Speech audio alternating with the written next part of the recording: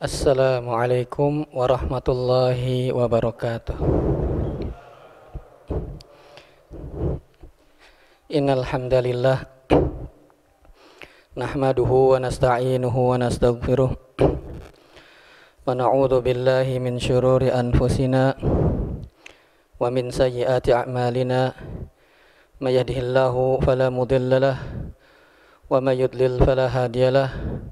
Asyhadu an la ilaha illallah wahdahu la syarikalah wa asyhadu anna Muhammadan abduhu wa rasuluh.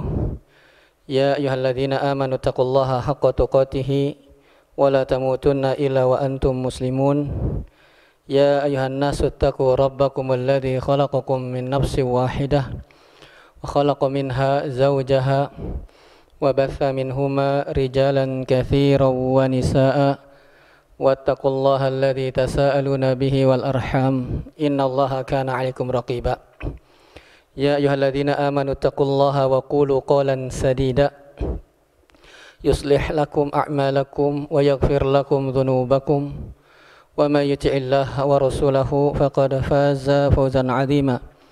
Amma ba'd, fa inna asdaqal hadithi kitabullah wa khairul hadi hadi Muhammadin sallallahu alaihi wasallam wa syarrul umuri muhdatsatuha wa kullu muhdatsatin bid'ah wa kullu bid'atin dhalalah wa kullu dhalalatin finnar. Alhamdulillah, marilah senantiasa tak henti-hentinya dan tak jemu-jemunya terus kita memuja dan memuji Allah Subhanahu wa taala atas semua karunia, rahmat dan kemudahan dari Allah Subhanahu wa taala kepada kita, yang alhamdulillah Allah berikan terus-menerus nikmat-nikmatnya yang sampai saat ini tak henti-hentinya dan tak putus-putusnya. Dan sebanyak itu pula kita mensyukuri semua nikmat-nikmat Allah Subhanahu wa taala kepada kita. Sungguh nikmat Allah Subhanahu wa taala karena terlalu banyaknya berlalu lalang di hadapan kita, kita seringkali lalai. Kita seringkali lupa atau bahkan minimalnya kurang bersyukur kepada Allah Subhanahu wa taala atas semua nikmat-nikmat tersebut. Dan antara nikmat yang paling agung dan paling besar adalah nikmat kita dijadikan orang-orang yang mengucapkan la ilaha illallah. Sebuah nikmat yang sangat-sangat luar biasa. Tanyakan kepada orang-orang yang sedari kecilnya mungkin tidak tumbuh di atas kalimat tersebut, betapa menginginkannya dan betapa berbahagianya orang-orang yang mendapatkan kesempatan untuk bisa mengucapkan la ilaha illallah. Ya, bahkan mengorbankan semua apa yang bisa dikorbankan untuk bisa sekedar hanya mengucapkan asyhadu alla ilaha illallah. Coba Bapak saksikan, simak dan baca kisah-kisah mereka. Sungguh menakjubkan. Dan tragisnya, naasnya, kita ini yang mungkin dari kecil tumbuh di lingkungan keluarga yang mengucapkan asyhadu alla ilaha illallah tetapi kurang mensyukurinya. Ya, dengan kurang dalam mempelajarinya, kurang dalam mengamalkannya dan seterusnya. Oleh karena itu jamaah yang dirahmati Allah Subhanahu wa taala, nikmat tersebut adalah nikmat yang paling besar, yang paling agung yang pernah Allah Subhanahu wa taala karuniakan kepada hamba-hambanya. Tanya oleh orang-orang yang memang begitu bersemangatnya ketika mendapatkan hidayah mengucapkan la ilaha illallah. Bagaimana perasaan mereka? Bagaimana pengorbanan dan apa yang mereka bisa lakukan? Semuanya bisa dia lakukan untuk hanya mengucapkan asyhadu alla ilaha illallah. Karena itu benarlah apa yang dikatakan oleh Ibnu Uyainah rahimahullahu taala. Tatkala beliau mengatakan, ma an'amallahu ala 'abdin minal ibad ni'matan a'dhama min arrafahu la ilaha illallah. Tidak ada satu nikmat yang pernah Allah anugerahkan kepada salah seorang di hamba-hambanya yang paling agung melebihi Allah kenalkan dia dengan la ilaha illallah. Semoga Allah Subhanahu wa taala menjadikan kita orang-orang yang mensyukuri semua nikmat-nikmat Allah Subhanahu wa taala. Seberapa mungkin sepele menurut kita atau ringan menurut kita, padahal di sisi Allah Subhanahu wa taala nikmat itu begitu besar.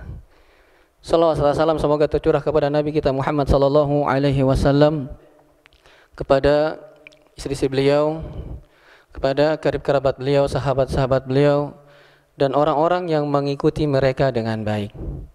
Jamaah yang dirahmati Allah Subhanahu wa taala, alhamdulillah kita diberikan kesempatan oleh Allah Subhanahu wa taala pada malam hari ini melanjutkan kembali pembahasan tentang racun-racun hati. sumumul qalb. Dan pada dasarnya sebagaimana telah disampaikan, semua jenis kemaksiatan itu meracuni hati kita. Dan sebagaimana kita begitu sensitif terhadap hal-hal yang merusak jasad kita, maka demikian pula seharusnya kita sensitif pula pada hal-hal yang bisa merusak, bisa mengotori, bahkan mungkin bisa mematikan hati kita. Tetapi sayangnya, ya, kepedulian sebagian dari kita, sebagian dari manusia terhadap fisiknya itu lebih besar peduliannya terhadap fisiknya daripada kepada hatinya. Kalau fisiknya, jasadnya ada yang kurang sedikit saja atau terasa sedikit saja yang tidak berkenan, tidak nyaman, membuatnya dia nyaman, langsung mencoba mencari orang-orang yang bisa mengobatinya, langsung membeli mungkin obat-obatan yang mungkin mahal harganya pun dibeli demi menginginkan tubuhnya yang sehat. Akan tetapi sayang sekali jamaah yang dirahmati Allah Subhanahu wa taala, tidak semua orang begitu pula berinteraksi dengan hatinya. Hatinya sakit, ada yang tidak benar, dia santai-santai saja.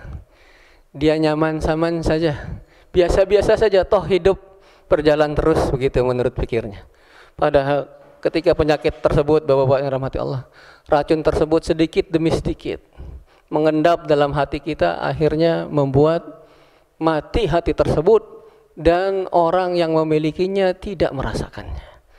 Oleh karena itu jamaah yang dirahmati Allah Subhanahu wa taala, kita akan membahas di antara racun hati yang keempat, yaitu fudulul mukhalatah, berlebihan dalam bergaul.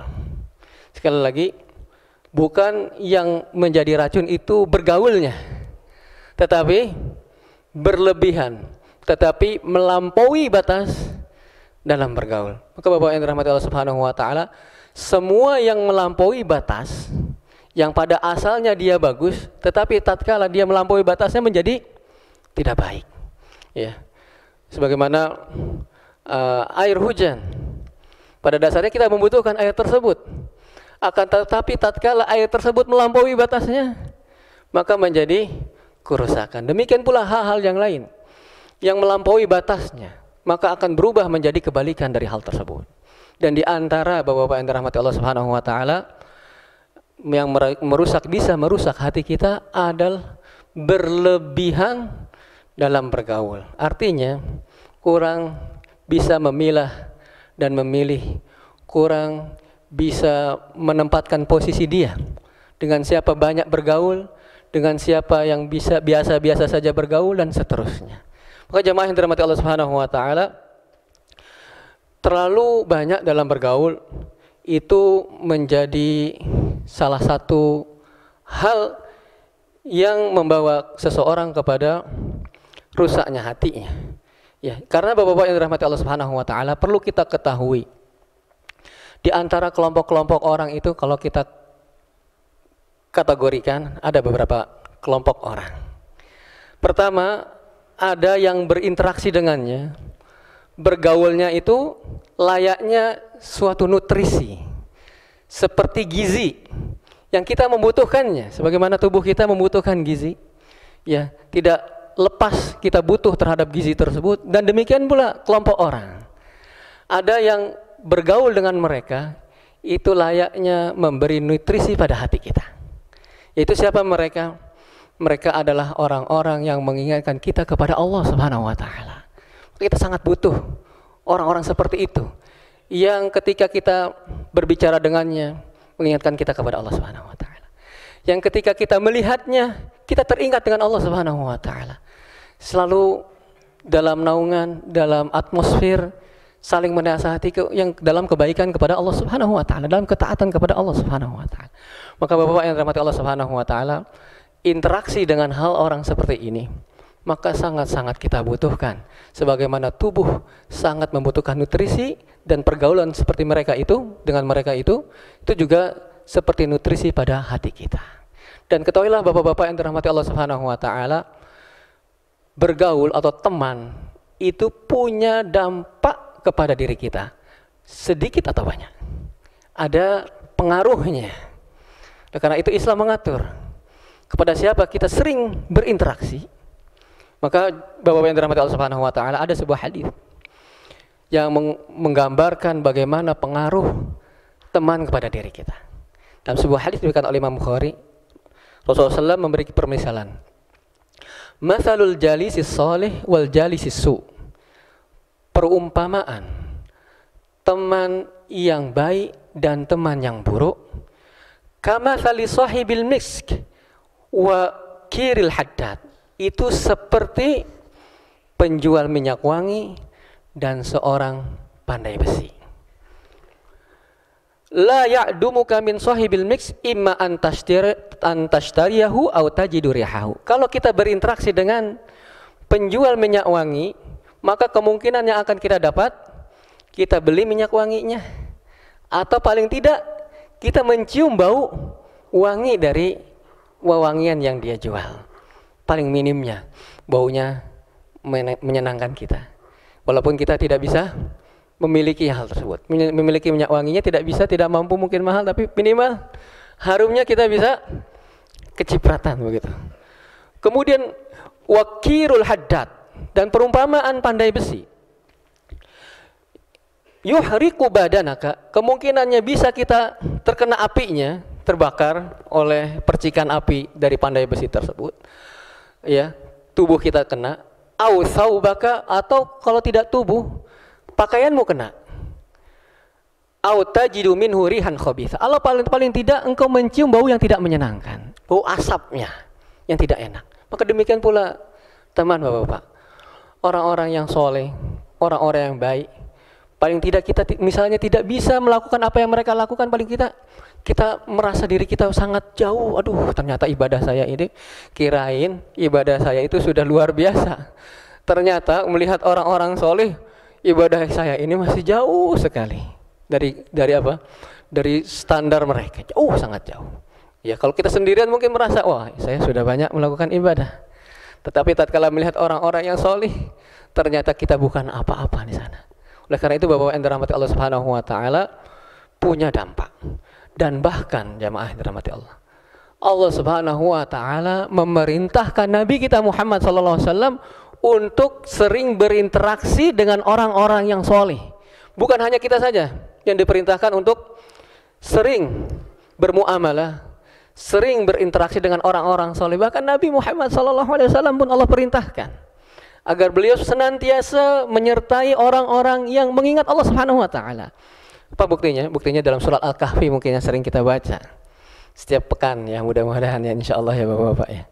Dalam surat Al-Kahfi ayat 28, Allah Subhanahu wa taala berfirman, wasbir nafsaka ma'al ladzina yad'una rabbahum bil ghadati wal ashiyyi yuriduna wajha. Dan bersabarlah engkau wahai Nabi Muhammad sallallahu alaihi wasallam bersama orang-orang yang menyeru Rabb mereka pada waktu pagi dan waktu petang, yang menginginkan wajah Allah Subhanahu wa taala. Nabi kita Muhammad sallallahu alaihi wasallam diperintahkan oleh Allah senantiasa bersama orang-orang yang suka menyeru Allah Subhanahu wa taala baik pagi dan petang. Wala ta'du aynaka anhum, jangan engkau palingkan matamu dari mereka. Tuh, diperintahkan oleh Allah Subhanahu wa taala senantiasa sering intensif interaksinya dengan orang-orang seperti itu. Jangan engkau palingkan wahai Nabi kedua pandangan matamu itu dari mereka. Turidu zinatal hayatid dunya, karena menginginkan perhiasan kehidupan dunia ini. Wala tuti' man aghfalna qalbahu an dzikrina wattaba'a hawa. Jangan engkau ikuti orang yang aku lalaikan hatinya dari mengingatku, kata Allah Subhanahu wa taala, dan mengikuti hawa nafsunya, wa kana amruhu furata, dan perkara dia adalah melampaui batas. Jadi Nabi Shallallahu Alaihi Wasallam saja, Bapak-bapak yang dirahmati Allah Subhanahu Wa Taala, diperintahkan oleh Allah untuk bersabar bersama orang-orang yang seperti itu. Terlebih-lebih lagi kita yang mungkin sangat labil hati kita. Ya, apalagi hati-hati orang-orang yang mudah ikut sana, mudah ikut sini, maka hal tersebut sangat berpengaruh bagi dirinya. Maka kalau kita buka tafsir Bapak-bapak yang dirahmati Allah Subhanahu wa taala, tafsir As-Sa'di rahimahullahu taala, beliau mengatakan mengenai ayat tersebut, Fafihal amru bisuhbatil akhyar. Maka dalam ayat yang tadi kita sebutkan, yaitu surat apa? Surat Al-Kahfi ayat 28. Nanti Bapak lihat di rumah mungkin ya, kalau ada kesempatan. Surat Al-Kahfi ayat 28 itu adalah salah satu dalil kita diperintah, Nabi Muhammad SAW diperintahkan untuk senantiasa intensif berinteraksi dengan orang-orang yang soleh. Fafihal amru bisuhbatil akhyar. Dalam ayat tersebut ada perintah dari Allah Subhanahu wa taala untuk berteman dengan orang-orang yang baik. Wa mujahadatun nafsi ala suhbatihim, dan memaksa diri kita untuk senantiasa bergaul dengan mereka. Di Bapak yang dirahmati Allah Subhanahu wa taala, kita diperintahkan untuk bergaul seperti orang-orang tersebut, walaupun bagaimanapun keadaannya, walaupun status sosialnya di masyarakat mungkin tidak tinggi, tapi orang-orang tersebut mengingatkan kita kepada Allah. Kita berbicara sama dia kok jadi hati ini kok kayaknya ingat Allah terus ya. Ngelihatnya aduh kok adem ya, ibadah terus orangnya. Maka temanilah orang-orang seperti itu. Bagaimanapun keadaannya, mau miskin, mau statusnya rendah, mau bagaimanapun mendatangkan kebaikan bagi diri kita. Oleh karena itu jamaah yang dirahmati Allah Subhanahu wa taala, dalam sebuah hadis yang lain diriwayatkan oleh Imam Ahmad, ya, Rasulullah SAW bersabda, al-mar'u ala dini khalilihi. Seseorang itu terpengaruh dari agama teman dekatnya. Falyandur ahadukum man yukhalil. Maka perhatikan kepada siapa kalian berteman dekat, yang kalian saling mengasihi, ya, yang saling bantu membantu, yang saling hatinya terpaut. Maka perhatikan orang-orang tersebut. Diperintahkan oleh Nabi kita Muhammad sallallahu alaihi wasallam. Itu yang pertama, bagian dari manusia, yaitu yang seperti nutrisi, seperti gizi. Maka kita diperintahkan untuk mempergauli mereka, berinteraksi dengan mereka. Kemudian jamaah yang dirahmati Allah Subhanahu wa taala, ada dua bagian lain selain orang-orang yang pergaulan kita dengan mereka layaknya gizi. Kemudian bagian yang kedua dari manusia adalah orang yang kita bergaul dengan mereka layaknya sebuah penyakit. Ya, penyakitnya bermacam-macam. Ada yang ringan penyakitnya, ada yang sedang, ada yang berbahaya penyakitnya.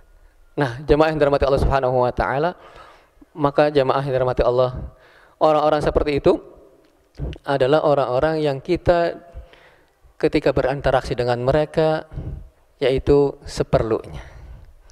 Kalau ada kebutuhan, kita berinteraksi dengan mereka. Kalau tidak ada kebutuhan, maka kita tidak berinteraksi dengan mereka. Karena tadi jamaah yang dirahmati Allah Subhanahu wa taala, kita itu apalagi yang hatinya labil, sangat begitu terpengaruh dengan siapa dia berteman. Maka jamaah yang dirahmati Allah Subhanahu wa taala, itu bagian dari kedua dari jenis manusia yang pergaulan dengannya layaknya penyakit. Kemudian yang ketiga, ini yang paling berbahaya jemaah, yaitu bergaul dengan mereka membawa kebinasaan. Tidak ada keuntungan baik dari sisi duniawi apalagi dalam sisi akhiratnya. Malah kita menjadi binasa bergaul dengan mereka, yaitu orang-orang yang memalingkan kita dari Allah Subhanahu wa taala, yang mudah mengajak orang ke jalan yang tidak diridhoi oleh Allah Subhanahu wa taala. Maka jamaah yang dirahmati Allah Subhanahu wa taala, bergaul dengan mereka kalaulah sekiranya bisa kita batasi atau kita jauhi, maka kita jauhi. Apabila tidak mungkin, maka tatkala berinteraksi dengan mereka, kita mudah-mudahan bisa memberikan manfaat bagi mereka dengan memberi nasihat, dengan memberi mengingatkan mereka kepada Allah Subhanahu wa taala, dan seterusnya berdakwah kepada mereka. Maka jamaah yang dirahmati Allah Subhanahu wa taala, dua jenis yang kedua itu, yang layaknya penyakit dan yang terakhir membahayakan bagi hati-hati kita adalah kita membatasi interaksi dengan mereka. Itu seperlunya. Apabila membutuhkan, maka kita berinteraksi. Kalaupun terpaksa kita harus berinteraksi dengan mereka, maka jadikan ladang pahala bagi diri kita untuk mengingatkan mereka kepada Allah Subhanahu wa taala, atau memberi nasihat kepada mereka. Semoga Allah Subhanahu wa taala membuka pintu hidayah. Karena mungkin Bapak-bapak yang dirahmati Allah Subhanahu wa taala, kita pun dulu seperti mereka.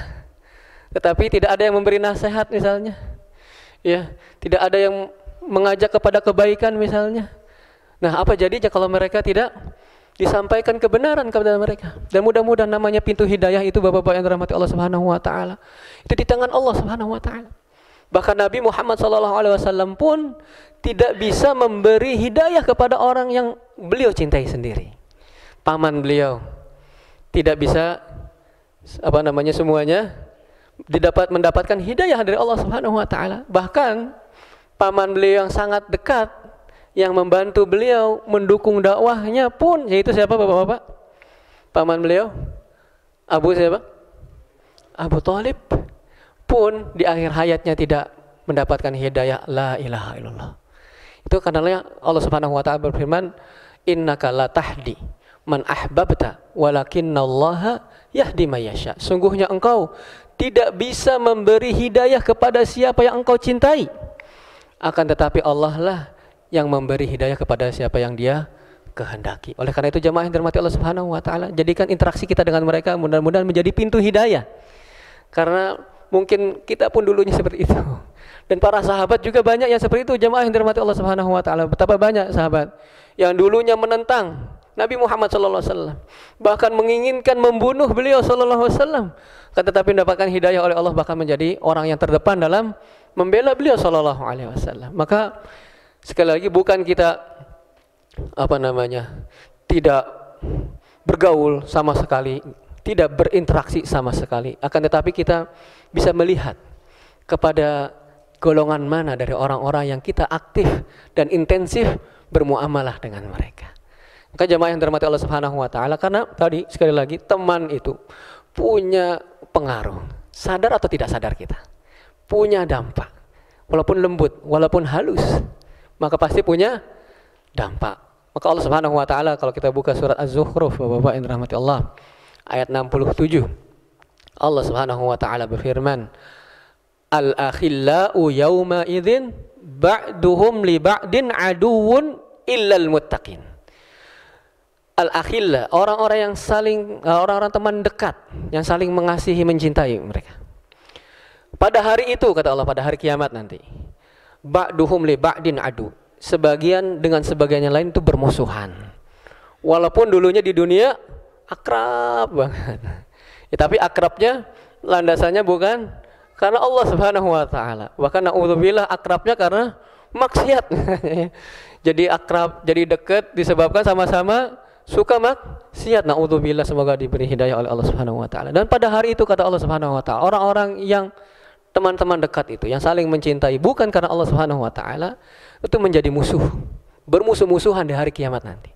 Walaupun dulunya karib sekali, dekat sekali, lengket sekali, illal muttaqun, kecuali orang-orang yang bertakwa. Maka orang-orang yang bertakwa itu Bapak-bapak yang dirahmati Allah Subhanahu wa taala, di dunianya banyak kita mendapatkan manfaat dari mereka.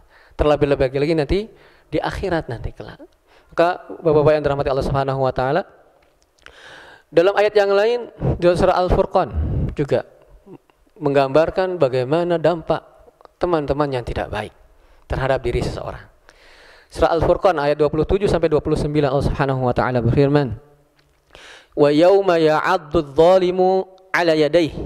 Dan pada hari, suatu hari yang orang zalim itu menggigit kedua tangannya karena menyesal, saking nyesalnya sampai gigit, kalau kita gigit jari mungkin ya. Ini saking kesalnya bukan gigit jari, gigit apa? Tangannya. Yauma ya'uddu dzalimu 'ala yadayhi, yaqul, dia mengatakan, karena nyesal sekali pada hari kiamat nanti. Ya. Orang yang zalim itu akan menyesal di hari kiamat. Walaupun sekarang zalim itu enak-enak saja dia. Tapi hari kiamat nanti akan menyesal, dan digambarkan oleh Allah Subhanahu wa taala. Ya laitani, aduh celaka aku. Seandainya aku ittakhadtu ma'ar rasuli sabila. Seandainya aku dulu mengambil jalan bersama Rasul. Aduh, nyesel. Kenapa dulu saya tidak bersama Rasul SAW? Kenapa dulu saya tidak mengikuti Rasul SAW? Aduh, sekarang baru nyesal. Ya wailata laitani lam attakhid fulanan khalila. Celaka saya. Kenapa saya dulu menjadikan si fulan itu, si A itu, si bapak anu, si ibu itu, ya, itu menjadi teman dekat yang tidak mengajak dia kepada Allah Subhanahu wa taala, bahkan sebaliknya. Laqad adallani an dzikri. Sungguh dia telah menyesatkanku dari mengingat Allah Subhanahu wa taala. Pada hari itu menyesal baru, aduh dulu ya, kenapa saya sama dia itu, padahal udah tahu ya, menjauhkan dari Allah Subhanahu wa taala. Ya, tapi begitu akrabnya, begitu lengketnya, begitu dan seterusnya. Baru nanti di hari kiamat kita Bapak yang dirahmati Allah Subhanahu wa taala menyesali hal tersebut. Oleh karena itu Bapak yang dirahmati Allah Subhanahu wa taala, berteman dengan siapa saja itu perlu dirinci, ya. Kalau memang kita tidak mungkin kita meninggalkan berinteraksi dengan orang, ya, karena pasti kita berinteraksi suatu saat dengan golongan-golongan yang berbeda-beda. Akan tetapi Bapak yang dirahmati Allah Subhanahu wa taala, yang dijadikan intensif interaksi yang begitu dekat, begitu sering dan begitu sangat merindukan, sangat menginginkan adalah kepada orang-orang yang mengingatkan kita kepada Allah Subhanahu wa taala. Paling tidak kita ikut termotivasi. Waduh, subhanallah, dia melakukan hal tersebut. Duh, kalau saya punya kesempatan ini, saya mau beramal seperti dia. Walaupun belum kita bisa untuk melakukan apa yang dia lakukan, tapi paling tidak kita mendapatkan motivasi dari dirinya. Kemudian kita diberi ganjaran oleh Allah Subhanahu wa taala dari niat-niat baik kita. Aduh, seandainya saya kayak dia itu, bisa baca Qur'annya bagus. Aduh, kayaknya semakin rajin saya salat malam misalnya, dan seterusnya. Oleh karena itu Bapak yang dirahmati Allah Subhanahu wa taala, perhatikanlah kepada siapa kita itu berteman dekat, saling mengasihi, saling curhat, dan seterusnya. Maka kepada orang-orang yang bergaul dengan mereka layaknya nutrisi bagi hati kita. Kemudian Bapak-bapak yang dirahmati Allah Subhanahu wa taala, kita teruskan kepada pembahasan asbabu hayatil qalbi wa aghdhiyatuhun nafi'ah. Sebab-sebab hidupnya hati dan gizi-gizi yang bermanfaat bagi hati tersebut. Bapak yang dirahmati Allah Subhanahu wa taala, kita perlu ketahui semua ketaatan pada dasarnya adalah gizi bagi hati kita. Semua bentuk ibadah, semua bentuk ketaatan kepada Allah Subhanahu wa taala itu adalah merupakan sebab hidupnya hati-hati kita. Dan sebaliknya, kemaksiatan itu Bapak yang dirahmati Allah Subhanahu wa taala itu sebab rusaknya, sakitnya, matinya hati-hati kita. Dalam sebuah hadis Bapak yang dirahmati Allah, dalam hadis Ibnu Majah, Rasulullah SAW bersabda, innal mu'min, sungguhnya seorang yang beriman itu, idza adznaba, kalau dia melakukan dosa, kanat nuqtatun sauda fi qalbihi, maka akan ada noda hitam dalam hatinya. Sayang sekali sesuatu ini tidak bisa kita lihat. Saatnya kita lihat orang-orang yang beriman itu, Bapak-bapak yang dirahmati Allah Subhanahu wa taala, mungkin resah banget, gelisah sekali. Ya, karena tidak dilihat ya, dosa itu ada titik hitamnya dalam hati, maka naudzubillah, maka biasa-biasa saja. Fa in taba, kalau dia bertobat, wa naza'a, dan dia tidak melakukan dosa tersebut kembali, wastaghfara, dan dia beristighfar kepada Allah. Ini pentingnya Bapak-bapak. Kalau kita berbuat dosa, jangan kita biarkan begitu saja. Jangan bahkan mungkin karena sudah sering melakukan dosa tersebut, kita anggap bukan hal yang berdampak pada hati kita. Itu suatu hal yang bisa nantinya suatu saat akan membuat hati kita mati. Awalnya noda hitam dulu, noda titik hitam satu. Kalau kita ingat kepada Allah Subhanahu wa taala, kita beristighfar kepada Allah, maka hilang lagi tuh titik hitam tersebut. Karena itu jamaah yang dirahmati Allah Subhanahu wa taala, orang-orang yang beriman itu adalah bukan orang-orang yang tidak pernah berdosa. Orang-orang yang beriman, ya, orang-orang yang bertakwa itu bukan orang yang tidak pernah berdosa. Karena siapa sih manusia, selagi statusnya dia manusia, pasti ya suatu saat dia terjatuh ke dalam dosa. Jadi keistimewaan orang-orang yang bertakwa itu, Bapak yang dirahmati Allah Subhanahu wa taala, kalau mereka berdosa, mereka segera mengingat Allah Subhanahu wa taala. Ingat, sadar, aware hatinya. Tahu, ngeh hatinya. Kemudian setelah itu dia minta istighfar, minta ampun kepada Allah Subhanahu wa taala. Fa idza fa'alu fahishatan aw zalamu anfusahum zakarullah wastaghfaru li dzunubihim. Ciri-ciri orang-orang yang bertakwa itu Bapak, salah satu cirinya. Maka kita lihat ini. Kita punya enggak ciri-ciri itu? Jikalau kita melakukan sebuah dosa, sebuah hal yang keji, cepat kita mengingat Allah Subhanahu wa taala. Wa idza fa'alu fahishatan aw zalamu anfusahum, atau mendolimi diri kita dengan melakukan maksiat, segera kita ingat Allah Subhanahu wa taala. Kalau kita bermaksiat biasa-biasa saja, boro-boro ingat Allah ya, malah semakin hebat dengan maksiatnya, semakin meresapi maksiatnya, naudzubillah.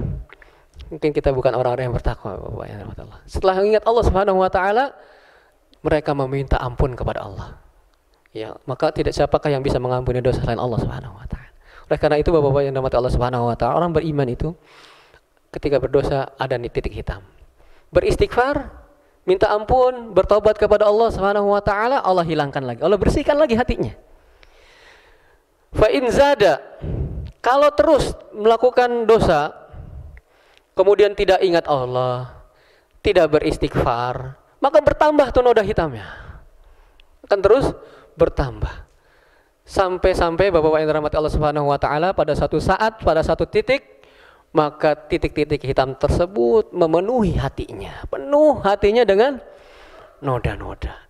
Dan pada saat itu sulit seseorang itu merasakan kebenaran. Bisa jadi kebenaran dipandang oleh dirinya itu kebatilan, dan sebaliknya, kebolak-balik. Ya, sesuatu yang sunnah dianggap perkara baru, perkara yang baru dianggap justru sunnah, dan seterusnya. Itulah kalla barrana ala qulubihim ma kanu yaksibun. Itulah yang Allah Subhanahu wa taala firmankan, tidak, sekali-kali tidak, akan tetapi itu adalah penutup disebabkan apa-apa yang mereka lakukan. Oleh karena itu jemaah yang dirahmati Allah Subhanahu wa taala, kalau kita berdosa kepada Allah, segera kita mengingat Allah. Segera beristighfar, bertobat kepada Allah Subhanahu wa taala, jangan biarkan begitu saja berlalu. Jangan Allah ini Maha Pengampun, biarin aja. Nanti juga diampuni kali-kali ya. Kalau enggak gimana Bapak-bapak yang dirahmati Allah Subhanahu wa taala? Nauzubillahi min dzalik. Maka segera. Jangan tunda-tunda. Jangan entar tahu Allah panggil. Belum sempat bertobat. Kalau Allah ampuni iya, kalau enggak, Masya Allah, Bapak yang dirahmati Allah Subhanahu wa taala. Karena itu Bapak-bapak yang dirahmati Allah Subhanahu wa taala, penting bagi kita menyadari sebagaimana kalau kita pun ada sesuatu yang mengganjal dalam fisik kita, segera kita mencari tahu, segera kita mengobatinya, segera kita pergi ke orang-orang yang kiranya bisa mengobati apa yang tidak beres dalam diri kita. Oleh karena itu juga halnya hati kita ini, ada yang maksiat ini jangan dibiarkan. Akan terus menerus maksiat tersebut ya akan tertutup hati kita dengan noda-noda hitam tersebut. Akhirnya penuh hati kita. Kalau hati kita itu Bapak-bapak dipenuhi dengan maksiat, maka sulit ketaatan bisa masuk. Karena penuh dia hatinya dengan kemaksiatan kepada Allah Subhanahu wa taala. Dan hati itu Bapak-bapak kalau diisi di kita kita penuhi dengan ketaatan kepada Allah Subhanahu wa taala, maksiatan itu sulit untuk masuk karena penuh hatinya dengan ketaatan kepada Allah Subhanahu wa taala. Maka kita perhatikan hati-hati kita. Maka kita senangnya kepada hal-hal yang bermaksiat kepada Allah Subhanahu wa taala. Maka kalau kita beribadah itu sulit Bapak-bapak. Kita merasakan lezatnya ibadah tersebut. Sulit merasakan lezatnya iman. Mungkin jangan-jangan ya kok kita kayaknya ibadahnya kok kayaknya gersang gitu ya. Kok kayaknya ibadah kita itu biasa ritual aja begitu ya. Jangan-jangan kita terlalu banyak dosa sehingga kita Bapak yang dirahmati Allah Subhanahu wa taala tidak merasakan betapa lezatnya, betapa manisnya beribadah, bermunajat kepada Allah Subhanahu wa taala. Oleh karena itu Bapak yang dirahmati Allah Subhanahu wa taala, jangan biarkan dosa-dosa itu berlalu di hadapan kita tanpa kita beristighfar, mohon kepada Allah Subhanahu wa taala, bertobat kepada Allah Subhanahu wa taala. Oleh karenanya itu ada seorang yang soleh mengatakan, ya ajaban minan nas, sungguh aneh sebagian orang ini. Ya. Ya bekuna ala man mata jasaduhu.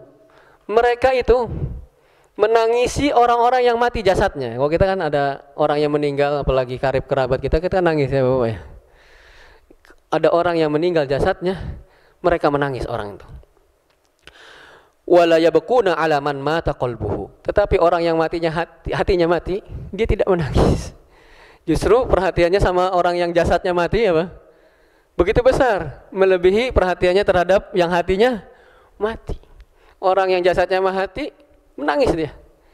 Ketika hatinya sendiri mati, tidak menangis dia. Mungkin tertawa terbahak-bahak. Na'udzubillahi min dzalik. Oleh karena Bapak-bapak yang dirahmati Allah Subhanahu wa taala, kita perhatikan hal-hal yang sekiranya apa sih? Yang sekiranya bisa membawa kepada kita hidupnya hati kita, yaitu berupa ketaatan-ketaatan kepada Allah Subhanahu wa taala. Nyamankan diri kita dengan ketaatan kepada Allah Subhanahu wa taala. Penuhi hati kita dengan beribadah dan ketaatan kepada Allah Subhanahu wa taala. Sibukkan diri kita dengan ibadah-ibadah kepada Allah Subhanahu wa taala agar hati kita ini tidak sibuk dengan maksiat.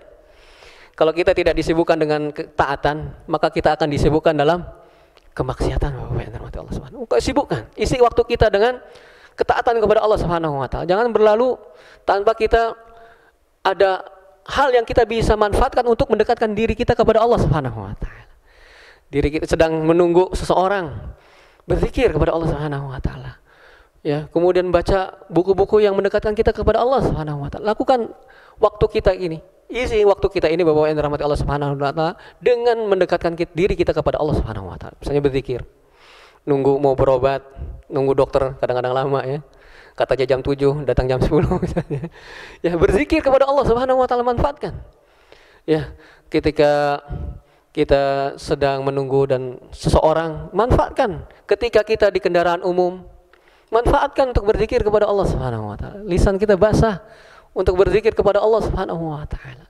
Ya, walaupun misalnya dengan zikir-zikir yang mungkin menurut kita biasa-biasa saja, tapi di sisi Allah Subhanahu wa taala apa yang kita ucapkan tersebut bisa jadi kedudukannya tinggi di sisi Allah Subhanahu wa taala. Maka Bapak-bapak yang dirahmati Allah Subhanahu wa taala, di antara ini, kalau tadi kan tentang racun-racun hati. Sekarang hal-hal yang bisa menghidupkan hati kita.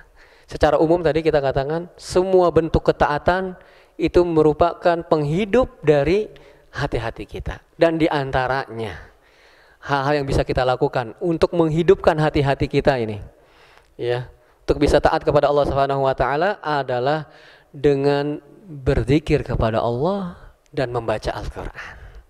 Di antaranya adalah berzikir kepada Allah Subhanahu wa taala agar membiarkan hati kita ini senantiasa terjaga, subur, ya, baik keadaannya adalah dengan berzikir kepada Allah Subhanahu wa taala. Maka Syekhul Islam Ibnu Taimiyah beliau pernah mengatakan, ya, az-zikru lil qalbi kal ma'i lis samak. Perumpamaan zikir bagi hati kita itu seperti air bagi ikan. Kebutuhan kita terhadap zikir, hati kita kepada zikir seperti butuhnya ikan kepada air. Kalau ikannya diambil, ya, maka apa airnya dihilangkan, airnya dikeringkan, maka ikannya akan mati. Demikian pula apabila lisan kita, hati kita dikeringkan dari berzikir kepada Allah, mengingat Allah, nggak lama tuh Bapak, hati kita juga akan mati. Dengan mengingat Allah Subhanahu wa taala, maka hati kita akan terus senantiasa hidup. Maka jemaah yang dirahmati Allah Subhanahu wa taala, dalam berzikir itu punya banyak keutamaan. Ada suatu buku kalau Bapak bisa membacanya tentang keutamaan-keutamaan dari berzikir. Itu bukunya Ibnu Qayyim rahimahullah taala, Al-Wabil As-Shaib. Sana ada 100 keutamaan berzikir kepada Allah Subhanahu wa taala. Beliau 100, subhanallah, banyak sekali Bapak-bapak. Ada 100 yang beliau tulis. Ya, keutamaan berzikir kepada Allah Subhanahu wa taala, mengingat Allah Subhanahu wa taala. Di antaranya kita sebutkan, enggak semuanya ya. Kok 100 kapan selesainya? Di antaranya, ya, keutamaan dari berzikir kepada Allah Subhanahu wa taala adalah mengusir setan. Orang yang mengingat Allah, orang yang senantiasa berzikir kepada Allah Subhanahu wa taala maka setan akan lari darinya. Oleh karenanya, kalau kita lalai dari berzikir kepada Allah, lalai dari mengingat Allah Subhanahu wa taala, maka senang tuh setan dekat sama kita. Maka orang-orang yang lalai hatinya itu hati yang mudah didatangi oleh setan. Oleh karenanya Bapak, apa buktinya? Buktinya adalah surat Az-Zukhruf ayat 36. Surat Az-Zukhruf ayat 36. Kalau kita lalai dari mengingat Allah, dari berzikir kepada Allah, maka setan akan mendekat kepada diri kita. Allah Subhanahu wa taala berfirman, "Wa may ya'shu an dzikrir rahman." Barang siapa yang berpaling dari mengingat Ar-Rahman, mengingat Allah, nuqayyid lahu syaitanan, maka akan aku, kata Allah Subhanahu wa taala, akan aku mudahkan setan itu untuk mendekatinya, fahuwa lahu qarin, dan bahkan setan itu akan bisa menjadi teman bagi dirinya. Na'udzubillahi min dzalik. Karena sebabnya apa? Setan itu dekat dengan seseorang karena salah satunya dia lalai dari mengingat Allah Subhanahu wa ta'ala. Oleh karena itu Bapak-bapak yang dirahmati Allah Subhanahu wa ta'ala, alhamdulillah ya, agama kita itu segala sesuatu halnya banyak doanya ya. Ya, maka buktinya ya, agar menjaga seseorang dari godaan setan, maka dengan kita berzikir kepada Allah Subhanahu wa ta'ala. Misalnya ketika masuk rumah nih Bapak-bapak. Ya, ketika kita mau masuk rumah nih, kita masuk rumah apa? Masuk aja langsung kunci buka atau pintunya dibuka langsung masuk. Itu ya. Maka Bapak-bapak yang dirahmati Allah Subhanahu wa taala, dalam sebuah hadis Rasulullah SAW dan Sahih Muslim, idza dakhala rajul baitahu, jikalau seseorang itu masuk ke rumahnya, fa dzakarallah inda dukhulihi, dan dia mengingat Allah tatkala dia masuk ke dalam rumahnya,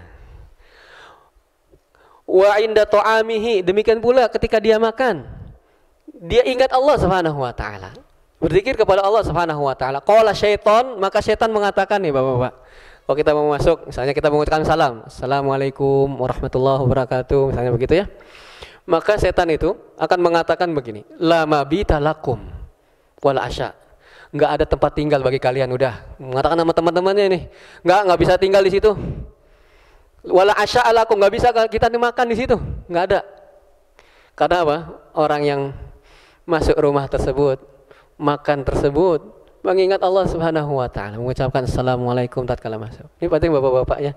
Walaupun ringan, ternyata keutamaannya begitu besar, menjauhkan setan dari rumah kita. Ya, kita mengucapkan salam ketika masuk ke dalam rumah. Ya. Wa idza dakhala falam yadhkurillah inda dukhulihi. Nah, sekarang kebalikannya. Kalau orang masuk rumahnya dan tidak berzikir kepada Allah ketika masuk, qala syaitan, setan mengatakan adraktumul mabit. Kalian bisa punya tempat tinggal nih, punya tempat bermalam di sini. Gitu ya. Adraktum mabit wa idza lam yadhkurillah inda ta'amihi adraktum mabit wal asya. Kalau ketika dia makan enggak menyebut nama Allah Subhanahu wa taala, tidak mengingat Allah Subhanahu wa taala, kamu dapat tempat tinggal, kalian dapat tempat tinggal dan makan malam plus makan malam di situ. Oleh karena itu jamaah yang dirahmati Allah Subhanahu wa taala, ringan, mudah, tetapi keutamaannya begitu besar di sisi Allah. Itu baru cuman masuk rumah, mengucapkan salam. Jadi kita biasakan nih Bapak-bapak, kita, keluarga kita, anak-anak kita kalau mau masuk rumah bilang apa nak? Bilang apa? Assalamualaikum, begitu, dan seterusnya. Ketika makan, doa, makan, mengingat Allah Subhanahu wa taala, maka Allah akan jauhkan dia dari setan. Allahu a'lam bishawab. Itu salah satunya. Masih ada salah yang banyak lagi Bapak-bapak. Bahkan Ibnu Qayyim ada 100 keutamaan yang beliau kumpulkan. Bisa dibaca dalam Al-Wabil As-Shaib. Nanti Allahu a'lam bishawab. Waktunya sudah masuk Isya.